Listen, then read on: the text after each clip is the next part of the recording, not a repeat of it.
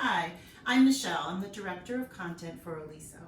And I like to make things to share with my family and friends ahead of time and put them in storage in my freezer so I can have a quick meal.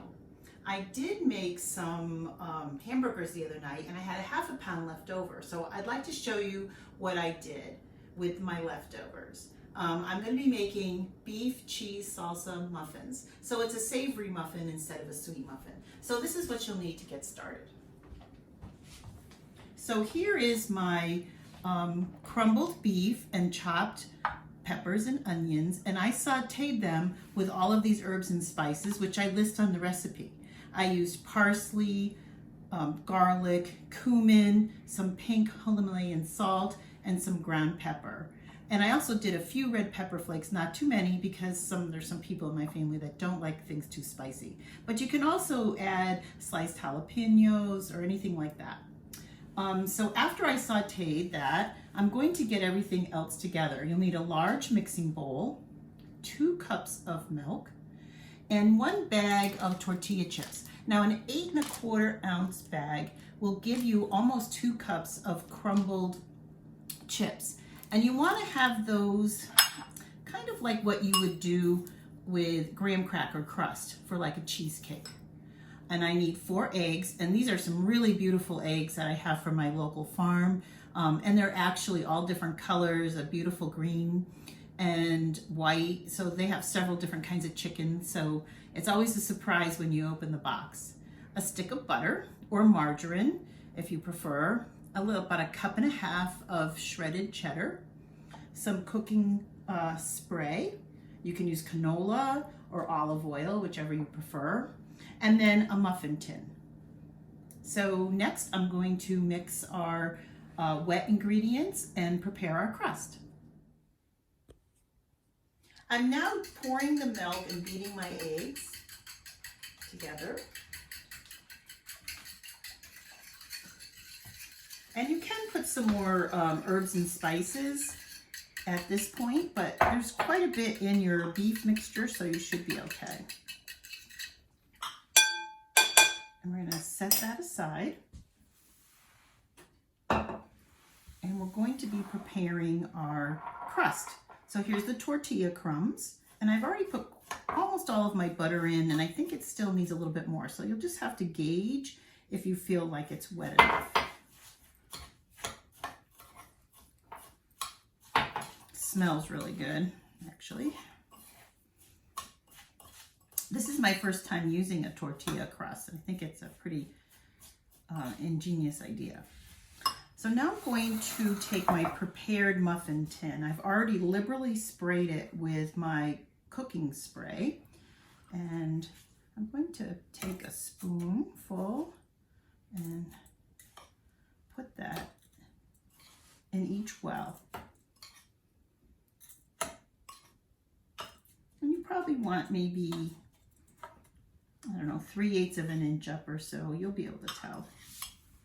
If you have any left over, you can either put them in a freezer bag, or I use my Aliso vacuum sealer, which I'll show you a little bit later, which really keeps things stored nicely in the freezer without freezer burn.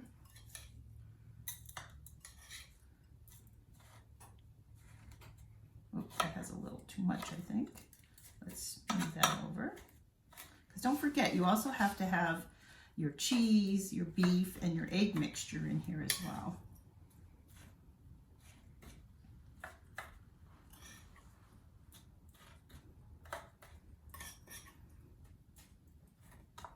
So we have that all patted down.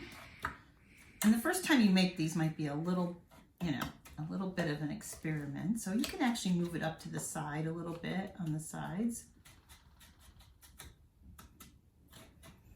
So make these for your family first before you tell your friends you're going to bring them over to them. Okay, so can you see that? Next I'm going to add the cheese, because I think the cheese will be nice to melt into the tortilla chips. So, of course, I keep my hands all washed during my cooking process, especially when I'm working with fresh eggs.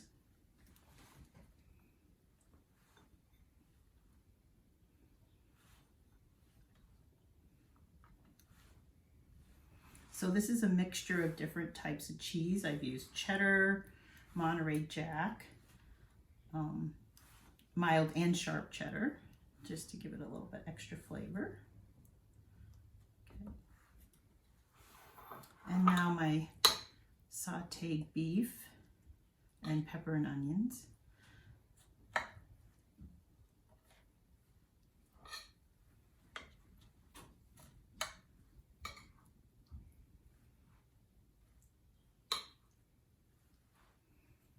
And then you can also use ground turkey, ground chicken. You can use a soy substitute with vegan butter. If you have vegetarians or vegans in your family, which I do. So I always like to offer, a couple different choices for when I'm having company to make sure everybody will be satisfied, or if they have allergies. Okay.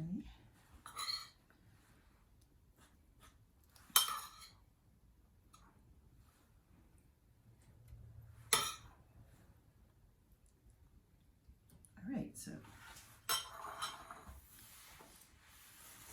so hopefully I can put this in, let's see, without spilling, back into my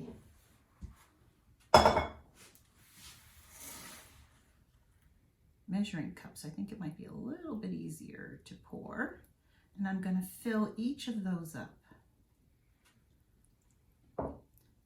I like to save my condiments for when they're done, my salsa and sour cream, but you could add in your salsa right now. A slice of green jalapeno pepper would be really pretty right in the middle. I preheated my oven to 375, and these should take about 20 minutes. So this recipe will probably yield maybe 14 to 16 muffins, because you have a little bit left, but we're going to just start with a dozen, and now I'll put them in the oven. So my muffins have come out of the oven.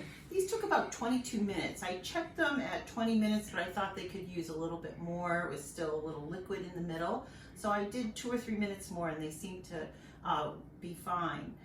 Because I liberally sprayed my muffin tin, they slid out really nice and easy, and then I let them rest and cool off a little bit on my drying rack. So if I'm going to be serving to a group, like my family or friends for a happy hour or something, I'll plate several together. So I put some mixed greens.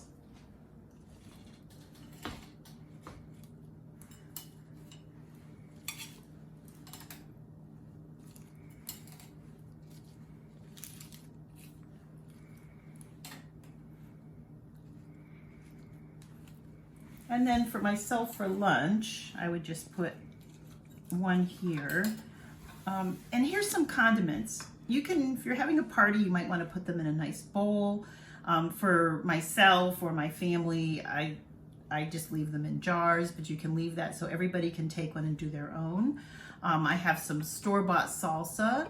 And then I made some peach pineapple black bean salsa last summer, and I canned them, so I still have that. And you can use some sour cream, or possibly, I usually use yogurt. So you can put them right on top or some extra on the side.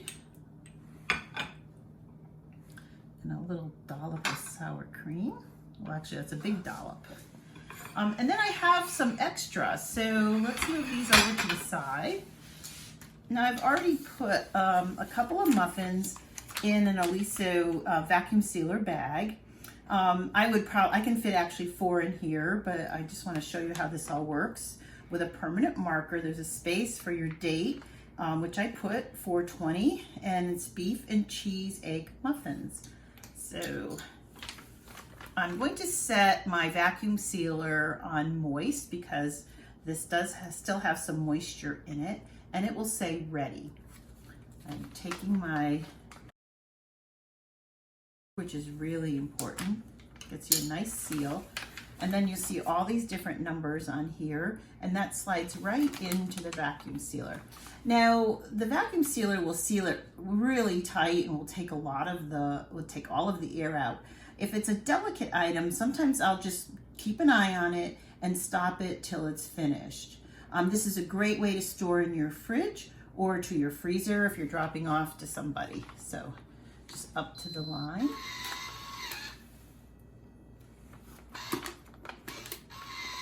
And I'm going to stop right here.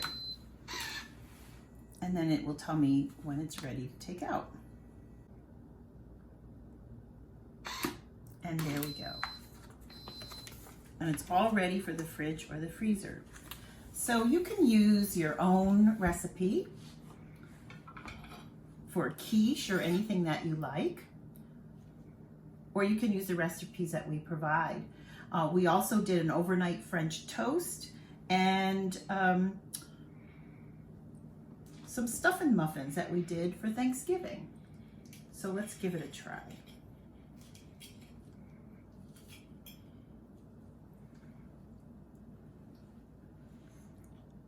Delicious. Enjoy.